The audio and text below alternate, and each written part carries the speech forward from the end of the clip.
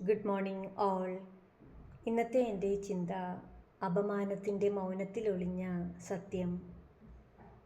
അപമാനിക്കപ്പെട്ടവൻ്റെ ഉള്ളിൽ പൊള്ളുന്ന വേദന അത് നേരിൽ കണ്ടിട്ടില്ലാത്ത ഒരാൾക്ക് അത് വെറും വാക്കുകൾ മാത്രമായിരിക്കും.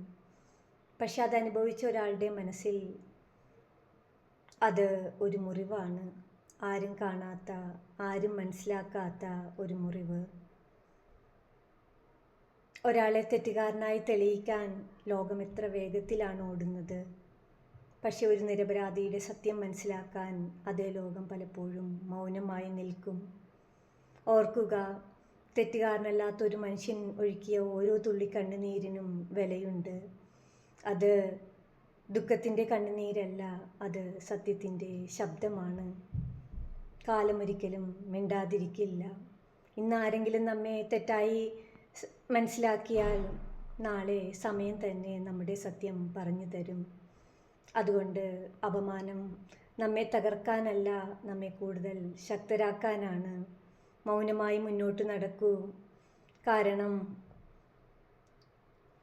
അവസാനം സത്യം തെളിയുമ്പോൾ നമ്മൾ പറഞ്ഞ വാക്കുകളേക്കാൾ ശക്തമായി കാലം തന്നെ നമുക്ക് വേണ്ടി സംസാരിക്കും. Thank you.